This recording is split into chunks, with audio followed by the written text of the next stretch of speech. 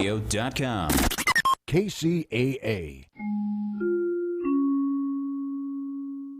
Working in the margins. Dealing with our challenges, assessing needs, and finding solutions. Short-term, mid-range, and long-term. Solutions can find us working in the margins. Today's world is a tough baseline. It's more difficult than ever to just exist or get by. And it's not getting any easier. Moving forward in today's world has become both an art and a science.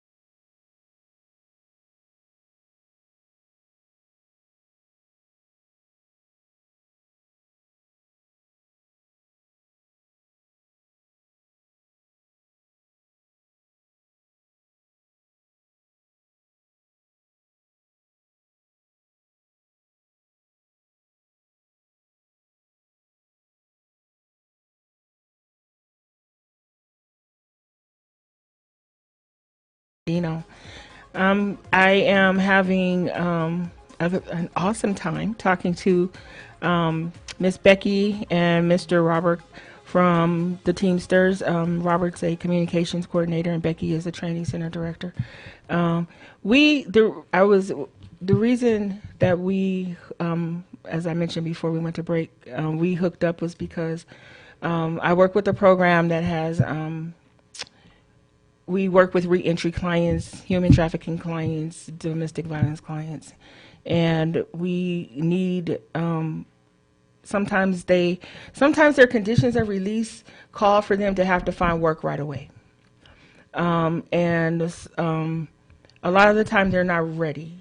They need kind of dip that toe in and get some skills and find out, because I had a client recently that just got out after 30 years, and the whole world has changed in 30 years. Absolutely. My child was 1 when she went in, and he's 31 now, and she is delightful. Whatever happened, your past doesn't define you. So I believe that. Yep. She's delightful. But we were talking, and I said, she's got awesome skills. But she's like, I haven't been in the office. I haven't, I don't. How do you talk to people? They Yeah. have their own language in prison and jail. They do things a lot different. They have. It's hard to convince a human trafficking client sometimes to come off the street because they've made more money on the street. Wow. And so we have to try to educate them and say it's not just about getting gainful employment and everything. It's the other things that come with it, the stability, the Yeah. accountability, So and that's why I think it's important that we develop this relationship. As far as you are here. Besides being a union, and one of the largest union in the country, you are community partners, Absolutely. and you are bringing services to this community. You just didn't throw up this building in this in this area for to serve Teamsters. You are here to serve the community. That's what unions do. Right. They come in and they change the community. Becky, I want to tell me a success story of some of your folks that have come through your programs. I have to think of this here. So we've had a couple that have come through. One of our first cohorts, and we had a little graduation ceremony after, and they get their certificate of completion, and we move on. And she was just in tears. And she said, nobody has believed in me enough to do this for me. And it was, my heart just melted that simple belief in her that she could do something, that there wasn't a catch to it. There wasn't anything that she needed to do aside from, we believe in you, we're going to give you some skills, and we're going to help you, and we're still here for you. And so, as they go through their process, and sometimes positions, it takes a long time sometimes to get hired into different positions, and as they meet those barriers, but when they can email you or call you and tell you, like, I got my job. Right. Like, I'm now a Teamster. I love it. Isn't that amazing? It's just amazing. And to talk to high school kids who, we did about 35 career days just in the fall alone here. That's awesome. Yeah, and really just getting that information out there. And when we talk to them and say, hey, here's another pathway if you're not college bound or you're looking for something, the look on their face when they say, I don't have to go to college and I can still be successful. Yes. Like there's an option for me. Yes. It's amazing. Yes. It's amazing. There's So- trainings, there's options. My kid didn't take that trajectory. He wanted to go, because he kind of came up in the union, so he knew what organizing was about, and he wanted to be an organizer. Yeah. That was he was like, I just want to go out and help people, find a voice on their job. So he did that first before he went to school, and then he became a pharmacy tech. Robert, you all go into schools for the high school to work program. How young do you think we need to start talking? Because I know, like, you could get a job at Stater Brothers at 16 and start building a pension. How young are we needing to talk to these kids these days to try to? That's a good question. If I were to say which age we should start, educating these students, I would honestly say sophomore, junior year of high school. And the reason why is because there's a couple things. I mean, prior to me coming with the Teamsters, I worked in Sacramento. So one of the bills actually we passed, I worked for the California Labor Federation. So we really lobbied for this bill, 2 bills. One of them is to Workplace Readiness Week. So that establishes 1 week at all public schools in California to be dedicated to teaching students from junior to senior year on your workers' rights, your minimum wage laws, workers' violations, and it gives you a packet. It's a thick packet, but it has valuable information like your OSHA number you can call if you have a workplace violation, the National Labor Relations Board contact representative for your local area. It has a lot of union rights as well. So I would say around that age is perfect because you get to start educating them about, you're going to start thinking about college soon. You're going to need a way to pay for college, right? That means a job or something else. Or even if college is not an option for you, which for many folks it's not, if you're going to go work at McDonald's, know that if you work an 8-hour shift, you can get a lunch and 2 breaks, right? By California law. If someone came to me and told me that, I would have been better off at that time, right? But I wasn't, so I would clock in my lunch just to be cashiering, so like my 30-minute lunch turned into an hour lunch, quote unquote, because I was cashiering and I didn't have a lunch. So it was definitely a lot of struggle back then, right? When it was like 2016. And they take advantage of the young kids. Absolutely, Oh, yeah. yeah. And it's child labor, They bank on y'all not knowing what y'all, the work rules. Exactly. We think China has it bad, right? I mean, they do, because they do have it's literally a child labor law where they allow and exploit these children. But in America, corporations do the same thing. Yeah. McDonald's, Amazon, we see it with not It was UPS on the anymore. ballot this past term, some places, about reducing the child labor laws and opening them up. And I'm like, you've got to be kidding me. Right. We can't. It's not just about, it's safety. We hear a lot of tragic stories about safety conditions in some of these places where, you are so, Robert, you have an infectious personality. Oh.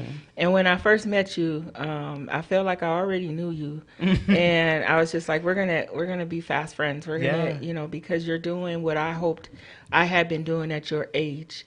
I always tell people, when I was in the union, I says I only wish that I had started sooner and younger, because I had an energy then too, but. But you're still young to me. Well, thank you. But it was you were hope for me. I saw hope. I saw hope that our kids and our grandkids are they still are gonna learn about the union. They're gonna, they're gonna have that access. They're gonna have access, And then when I met Becky and when we talked about the program, this high school, and I was like, thank goodness that you're going in, because sometimes things go backwards in families. Maybe the kid will get a job, a union job, and maybe that struggling parent or those struggling parents that don't have union jobs, maybe they'll be encouraged and empowered to look for And it's about bringing back hope. And it's just knowing it. We have to create those pathways to get them there to success. And whether it's a union job or not, to know your rights as a worker, to know that you don't have to be, you don't have to fall into that trap that they're not telling you about, And so just understanding that and building that power within you individually and as a community, that's important. Well, I always think if there's a campaign around it, that means that there's needs that need to be addressed, because we just don't organize or rally for nothing. They pull out the big rat and all that stuff. And you have to remember, there's a lot of work that goes into everything, right? Like, yes. There's a lot of work behind the scenes to call a strike. There's a lot of work behind the scenes It is not easy. It's the last thing. It's the last thing that you want to do with anybody's job, life, work. These people have jobs, they have kids, they have responsibilities. Right. You don't want to tell anybody that you're going to be receiving, picky pay. Right. But the fact that they value, Yes. that they are willing to sacrifice that as workers to stand up for what's right, not just for themselves, but for future generations. Exactly. And we as a society have forgotten that because we've had it easy, because it was our grandfathers and generations before us That did it that first. fought like this Yes. and died for the cause to have child laws, in fact, to have safety regulations. Exactly. They weren't given to us, they were fought for. And Exactly. so the pride of the worker and the community that stands behind them. So if you see, strikers out there and people on the line, Exactly. support them because there they're is a doing this for campaign, everybody. If there is a campaign, there is a reason Yes. for it. I remember working with the warehouse workers and not really knowing a lot. It was really when the buildup of the warehouses started out here, because I've been out here forever. But we met with, at that time it was like Julie Sue. She was the labor commissioner, I think. I think it was. But we would meet with, I worked in the Senate with Senator Leyva, and we would meet with these folks, and that was when the warehouse workers, and I'm like, wow, at that time it was like, well, it's jobs, it's jobs, it's jobs. Jobs were coming, until you learn what is going on in those warehouses. A job is not a job. Exactly. Like, and we've heard that from some officials that a job is a job, and no, it's not. It's not. That changes a community. You start talking to those folks that are in there and learning about the conditions, the heat conditions, the no break conditions, the low pay, taking advantage. There were some tragic stories told about working in warehouses, and I think that the focus on like the Warehouse Workers United, that campaign, I think it brought eyes to a lot of the situations going on in warehouses. And look now how many we have, and we have to have these regulations. And let me make something clear too. Like our Secretary Treasurer Randy Corrigan publicly stated many times, right, that we're not our union public position is we're not against anti-warehouse, right? Right. We just don't like, one, where they're built, and two, how they're misplacing and mismarginalizing our communities, especially our communities of color, right? Exactly. Black and brown folks we know are 10 times likely to end up in poverty. Exactly.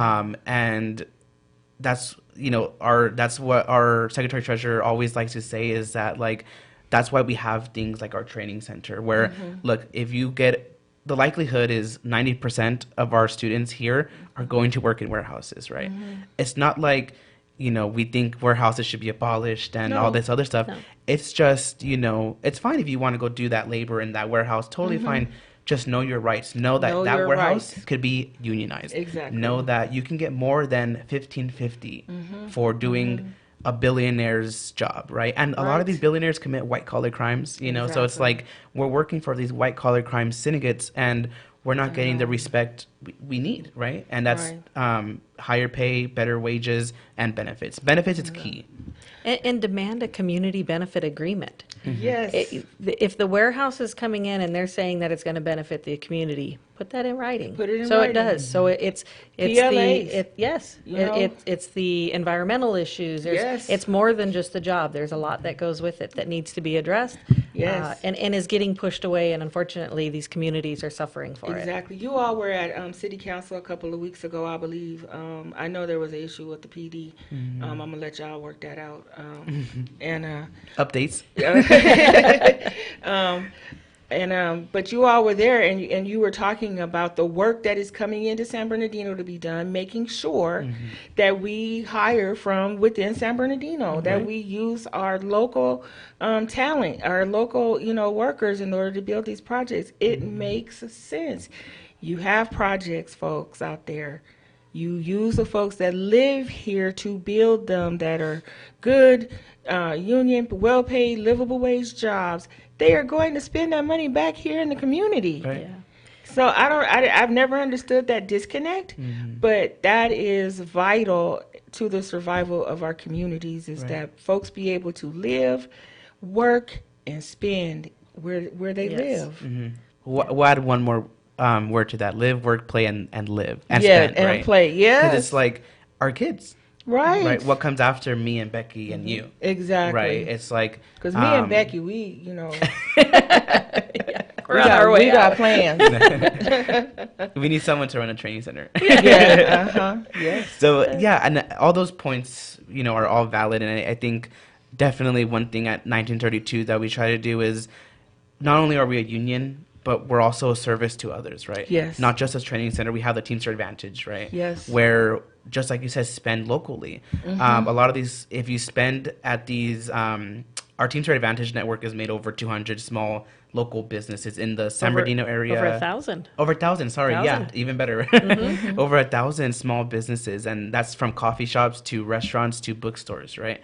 So it's like those tax dollars will help pay for a Right. new city hall, which we all know in San Bernardino we need, right? Can't wait to get back there. Right. And so it's like vital infrastructure pieces, right? Filling your potholes, right? Which definitely needs to happen in this city.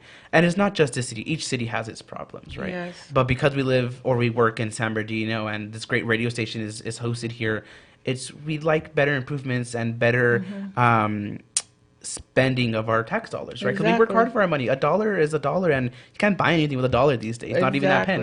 Exactly. you know? Exactly. It's important. We're gonna wrap up. It's important that folks know that you're here. Folks know that what you're doing here is, you're trying to help the whole community. We need a lot of help, so it's wonderful that you're here and have, kind of invested, not kind of, you've invested, your work and your resources here in this city. I love this city. I love this county. I'm an IE brat. Right. And I've just, I just think that it deserves everything. The people deserve everything, and that I'm willing to work to make sure that the resources and things get out there. And I think a family assistance program, we are partnering purposefully with agencies, nonprofits, for-profit unions. We are doing that purposefully to try to bring more resources to this county and to this region. Because we need it. Because we absolutely need it. And Robert, I really want you to take up the mantle of letting kids and the youth know that college is great if you can do it, and if that's where you're leaning, and maybe there's historically family that's done it, but that doesn't have to be. If you don't have to feel shame or anything like that. There's so many ways to be successful. Absolutely. Yeah. So many ways to be successful. So many ways. I tell people, become a plumber. Right. Yes. We need them. Yeah. Firemen, Yep. Who are Teamsters. right? Right. You get your whole work schedule a year ahead of time for fire folks. Yeah. They make good livings, and you take fire classes, and you go. You're a first responder, Yeah. and you're a Teamster. Right. You're a union. This has been amazing. I am so happy that you could come. Thank you. Thank you so much. Thank you for the invite. Oh, I want to just keep bringing folks. That's what this table, I've said it every time. KCAA, Mark Westwood, my GM, he gave me this table, this spot, this opportunity to be able to come into the community and talk to them. So I said, I'm going to bring as many people as I know with me because I know that there's a lot of people out there that are doing good work like you all. And people may not be, So tell me a few last thoughts about your holidays and what's going on right now. What you want people to know right now? Well, first of all, I want to thank you for the work that you are doing in the community. Thank And you. it was amazing to see what Family Assist is doing and your team and the passion that they have. And Yeah. you are transforming good the people. community. But no, looking forward to the Christmas holiday here coming up and start 2025 with a bang and keep going. Awesome. That's good. Robert, what you doing? What's Yeah, your to plans? piggyback off of Becky, which is hard too. That was great. You are doing amazing work in the Thank community, you. and as we like to say at the Teamsters Local 1932, Santa is also a Teamster. So when Santa delivers Exactly. your presents, make sure you think of Exactly. Teamster.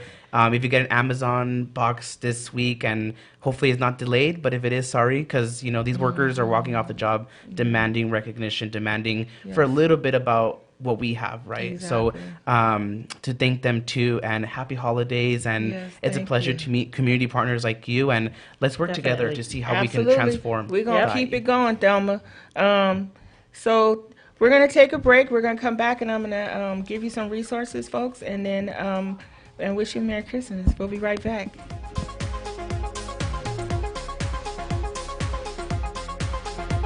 .106.5 FM and KCAA 1050 AM. Hey, this is Gary Garver. If you work out like I do, or have a job where you sit all day and your back hurts and you're in pain and you don't know what to do, I have the perfect solution for you. It's iSpod.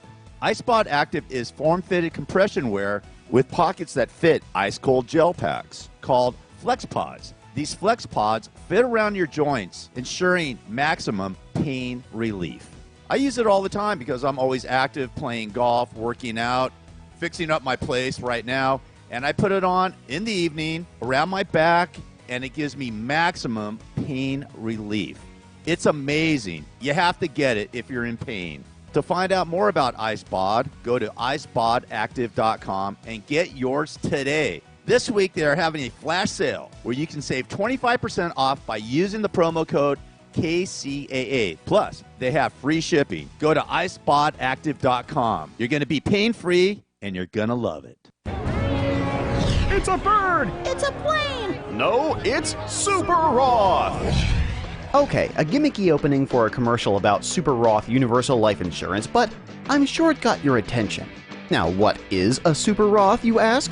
It's a permanent indexed universal life insurance that's totally liquid and easily accessible once it matures. Can be used to supplement retirement savings or a death benefit, or both. Has no income or contribution limit. Has no 5-year rule like Roth IRAs. Has no 10% penalty for accessing the funds before age 59 and a half. Oh, and the average historical returns are 5 to 7% annually, tax-free. Super Roths also lock in gains, which means you don't lose your money when the market is down.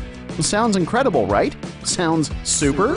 Super Roths are the way of the future, specifically your future. To see if you qualify for a Super Roth, go online to thesuperroth.com. This is KCAA.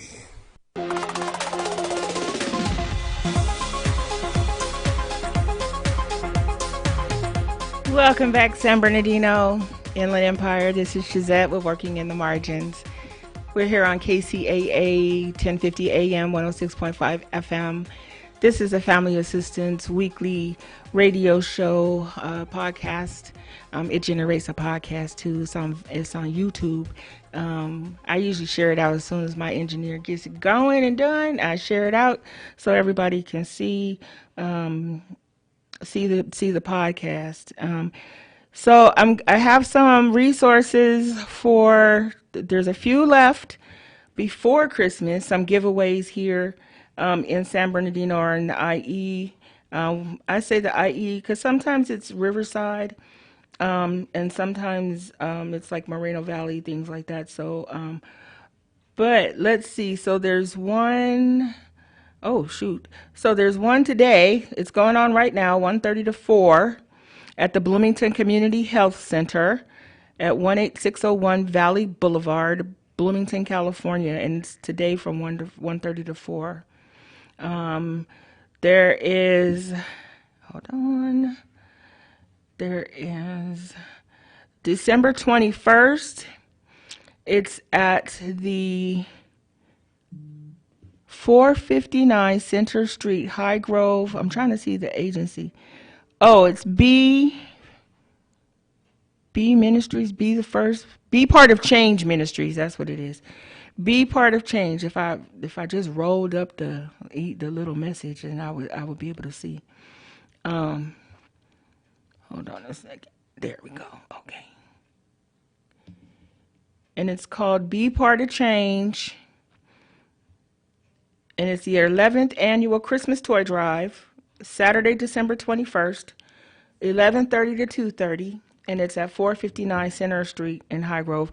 Also, community, I'm going to attach these on my socials at the hashtag Working in the Margins with Z. That's on, I have Facebook. If you just put in or Google hashtag Working in the Margins with Z, then it'll take you to these resources that are linked under that hashtag. A Servant's Heart Community Development is working with their partners. They're hosting a 23rd Christmas gifts giveaway Friday, December 20th. That's tomorrow, from 9 to 2 at San Bernardino YMCA. San Bernardino YMCA, and they're doing a toy giveaway. And I'll attach that flyer. Let's see. Let's go down. Those are all passed. We're getting so close to the holiday, folks. Next week, we meet in Santa next week. We're meeting with Christmas is on Wednesday. It's a Wednesday, I think. So it's kind of weird. It's in the middle of the week, but I hope that you're going to be getting together with your families and meeting with your families and enjoying the holiday off, even though it's kind of strange. It's like in the middle of the week, but I hope you're able to get time off and all that. Community Health Systems has a Holiday Smiles event on Monday, December 23rd. Well, they're working right up to the holiday. It's at Magnolia Community Health Center in Riverside, and it's from 1:30 to 4 while supplies last. And that's in at the Magnolia Community Health Center. And here's another one for tomorrow. It's the same. It's Community Health System is hosting a Salvation Army toy distribution in Fallbrook. And that's tomorrow from 1:30 to 4 in Fallbrook. Let's see. This is calling all of the Inland Empire. Come celebrate the 5th annual IE Tour of Toys December 20th in Riverside, Paris, Moreno Valley, and then December 21st, Fontana, Rialto, Colton, San Bernardino, and Redlands. And it's called the IE Tour of Toys. That's the website, IE Tour of Toys. And they have events this Saturday and Sunday, this Friday and Saturday. That's for you all. Today I had a great experience of. That's why I have on my sweater, my Santa sweater. I was able to participate in an event that we had over at the Super 8 Motel down on Hospitality. We kind of adopted them. My staff member, Marissa, she used to work for Super 8, and she had started this event last year. So she decided that she still wanted to continue it because we work with clients. So the county and the other agencies, the city not so much. They use a different motel for transitioning. Folks can get up to like a couple of weeks in order if they have jobs and they just need that space. If they're homeless and they just need that time in order to get into housing, to get assistance to get into housing. So the county and some other agencies, they put folks in the motel to transition them. So we have clients, family assistants, we don't put people in motels. We don't have that capability, but we work with folks because they have been referred to us either through coordinated entry for DV help or HT help or re-entry. So some folks from the encampments, the families got put into some motels, and particularly Super 8. Down on Hospitality. The owner there, his name is Di, and it's because he offers a better rate than most hotels, and he really caters to this population of homeless. So he goes above and beyond out of his way to help them. So today we can family assistance. IE Rebound Community Action Partnership, we got together and we put a whole bunch of stuff together, toys and stuff together for the current clients. That motel is full. I believe there's like over 80 families in there right now, and they had kids and everything. So we had toys and toys upon toys. It was such a blessing to get these toys and have them to give our clients, to give these kids. You will be amazing. I want to share all the pictures. It just broke my heart. I have to go like after this show and go sit in the corner and cry because I get so emotional about the work that we do as an agency. I'm so proud to work here, and then we partner with people who do even more and better work because they have the same heart that we do, and we do a lot at Family Assistance for our clients and then for the community at large. An update. So San Bernardino has a new city council. Not all of it, just some of it. But I want to take this time and I want to talk about the outgoing council members that I felt they've over these last 4 years. I got to know Kimberly Calvin very well, and she's a sister, and I love her, and she does great work at Acoma. She has served her community so well. Ben Reynoso, he's a young kid, man. I love to see young kids just go get it and get in there, and he was a city councilman, and boy, he held his own. And then Damon Alexander, he's just you look at Damon Alexander, you talk to Damon Alexander, and you just know how much he loves San Bernardino. And all of them, actually, they just have that heart. They love San Bernardino. So you should want them to stay involved in what goes on in San Bernardino.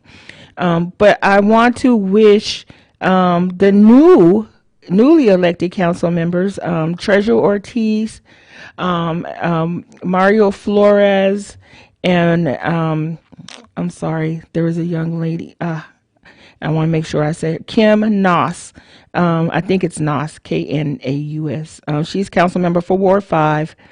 Mario's going to be the council member for Ward 6, and Treasurer is Ward 7. And then re-elected was Juan Figueroa. He's council member for Ward 3. So I was able to watch their city council swearing-ins and things yesterday, and it was beautiful. And the passing of the torch, this has to happen in politics. You just sometimes hope that the good folks that are really doing the good work and you see it in the community get to stay a little longer in order to do that. But I've wished those 3 exiting council members the best of luck and blessings in what they do next. Thank you, San Bernardino, for tuning in. I wish you a Merry Christmas. This is the last show before Christmas. I'll see you next week, the day after Christmas. Have a Merry Christmas. Stay safe. Take care of those kids. Shazette, I'm out.